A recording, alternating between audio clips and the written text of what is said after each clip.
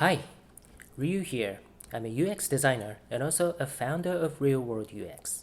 Today, I wanted to cover this topic, a user experience of emptying Dyson vacuum dustbin. Okay, here we go.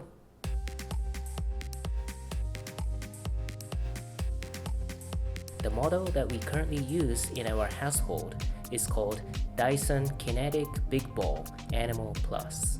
It's the one without washable filters.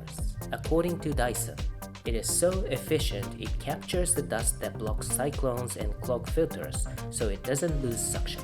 Still, I get frustrated whenever I clean the dustbin. Why? Because I feel like I can never get rid of all the dust inside the cyclone. The problem is the cyclone part itself. When you use a brush to scrape off dust and tap on the cyclone to get the dust out from the inside, the dust keeps falling down and never seems to stop.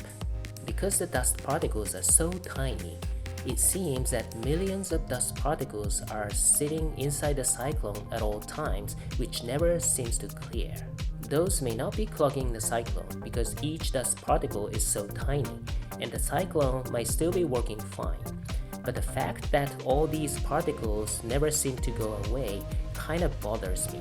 I wish that Dyson comes up with a way to clean its own cyclone itself, potentially by reversing the direction from suction to blowing mode so that it can get out all the tiny dust particles out from its cyclone system.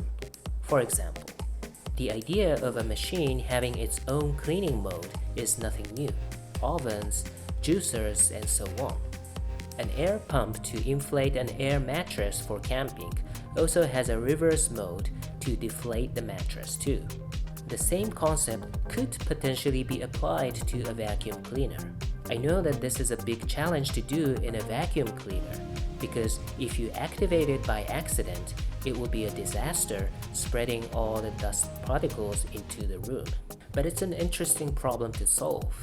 Maybe it comes with a special cleaning bin that you can attach the vacuum hose onto, and only after securely attaching the special cleaning bin, a cleaning mode can be activated to blow out dust inside the cyclone to the cleaning bin. I'm not an engineer, so I don't know if this is even possible from a technical point of view.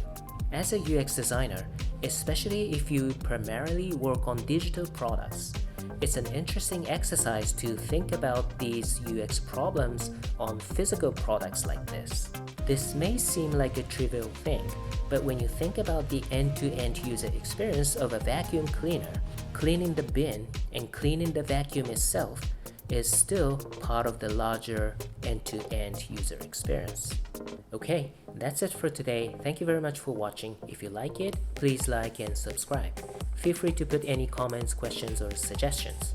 If you haven't downloaded my UX resource map or prototype resource map Lite, go ahead and download those from the link below. Okay, I'll see you in the next video.